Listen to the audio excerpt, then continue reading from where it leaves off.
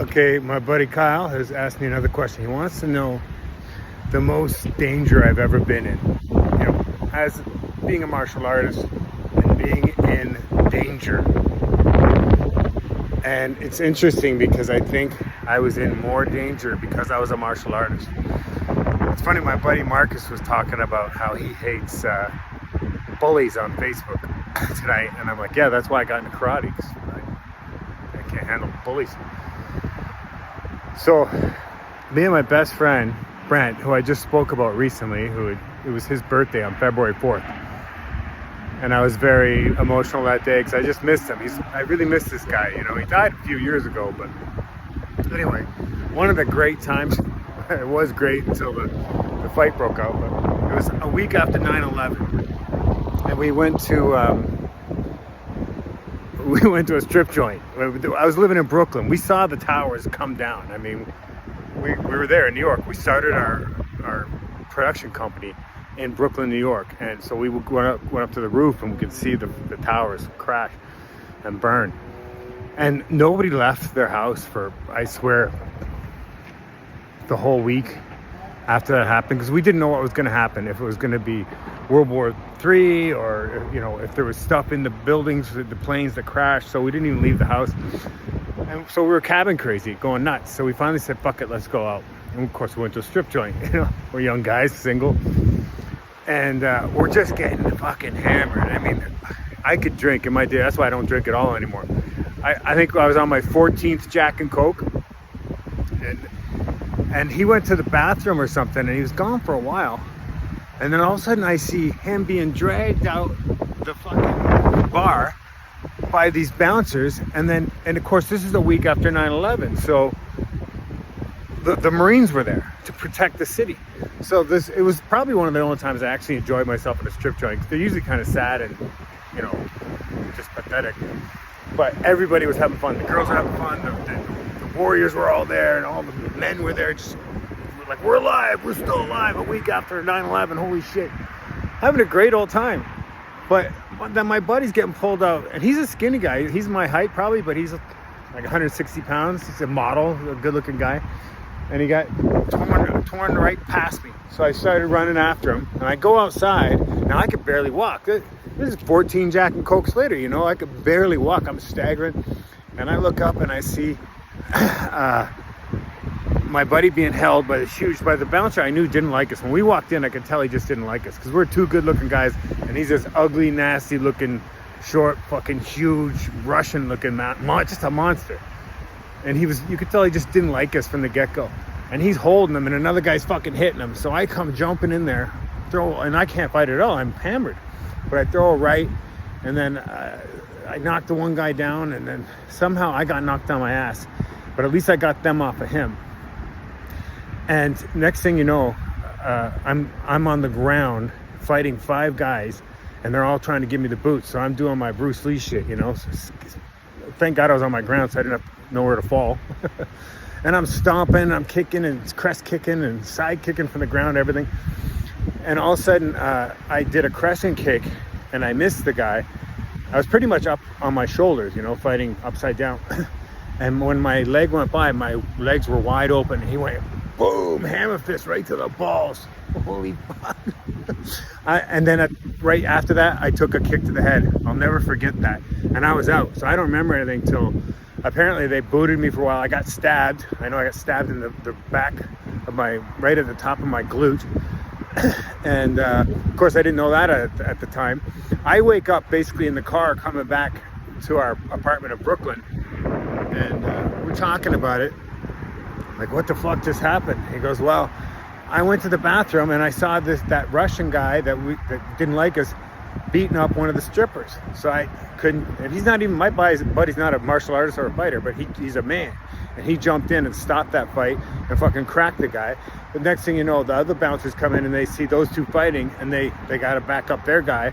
So now it's the bouncers against my friend, skinny little model Brent, trying to defend the damsel in distress. Gets yanked out, and then that's where the story picked up. So that's why it happened, because he was trying to protect the stripper that was getting beat up by the bouncer. And so once we got home, he's helping me up the stairs. I could barely walk.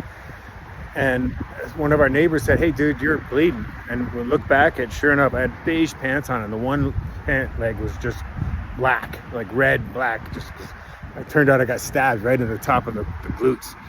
So we had to go to the fucking hospital. And that turned out to be an even bigger nightmare. It was the first time, not the first time, but one of the only times I've had to deal with racism as being a white person. They're all black. And again, this is a week after fucking 9/11, so everybody's just stressed. And they were just, everybody's being kind of a cunt to me. I mean, and I'm like asking for help because this is hours later now. And this is when I was full force alcoholic. That's actually what did it. I started drinking at 9/11 and didn't stop for a long time. And when you drink that heavy and stop cold turkey, you'll die. You'll get the DTs, you'll shake, and you'll fucking die. And I knew this, so I was telling the doctors, I'm like, "Excuse me, I'm not proud of it, but I'm an alcoholic and I haven't had a drink in hours and I'm getting the DTs. Can you please help me?" And nobody would help me. Excuse me. They keep walking by, walking by. The nurses were being me. Everybody's a fucking asshole that day. I couldn't believe it. So finally I said, "You know what, fuck this." And I ripped the IV out of my arm. I walked down the hall, I'm bleeding. And I go into the bathroom and I put my clothes back on and I'm leaving. And I said, "Fuck you. You're a bunch of fucking racists, you motherfuckers. You should be ashamed of yourselves." I walked out to the front of the hospital. I'm walking down the street. I don't know how I'm going to get home because I could barely, I'm going through DT so bad. I know I have to get some alcohol on me. I'm going to fucking die. They should have gave me some Librium. That's what they do when you're going through the DTs.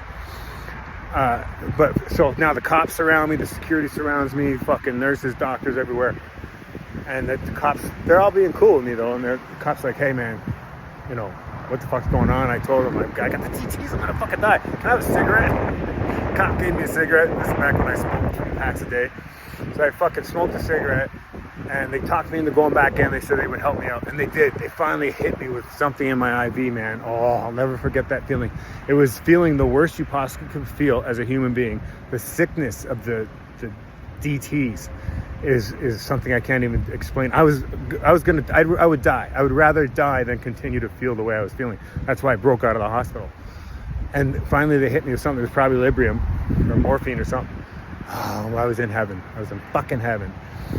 And I ended up staying another day or so, and finally I guess Brent had come to visit me, but then I was passed out, so I'm thinking I got abandoned for a day or two as well. So, but finally Brent came when I was awake and he got me out of there. We went to another hospital where there were nice people and they took care of me and everything was great. So it just goes to show you, sometimes being a martial artist could work in your disadvantage because you just automatically think you can whoop everybody's ass. So you jump in there into a fight, save the damsel in distress or your buddy that's getting beat up, and you're too drunk to fucking walk, and next thing you know, you're at the bottom of a pile getting booted and stabbed, and it takes you a week to fucking in a hospital to recover. But I wouldn't have done anything differently. I mean, he should have stopped that guy from beating up the girl, and I should have tried to stop him from getting beat up by the guys. He did. He ran away, and he ran to the car, and he got the big mag flashlight, and he came in, and that's how he got me out of the circle of death. That's right. He said, "You were in the circle of death. They were fucking killing you." And I came just roaring in with the big mag light flashlight, swinging at them all, and he starts yelling at the Marines, saying, "You guys should be fucking helping us. You're Marines," you know, because there's Marines that are in uniform, and they were watching me get killed. So he finally, they helped grab me out of the circle of death and threw me in his Jeep, and we just fucking took off. Man, those are the days. Holy shit. But yeah, that was my 9/11 experience, and that was the most danger I've ever been in. I could have died that night. I wanted to the next day when I was going through those DTs. So there's just another thing, man. If you're an alcoholic, fucking quit drinking. Your life will get a lot better. Mine did. Anyway, okay, so that's the story. Thanks for asking, Kyle.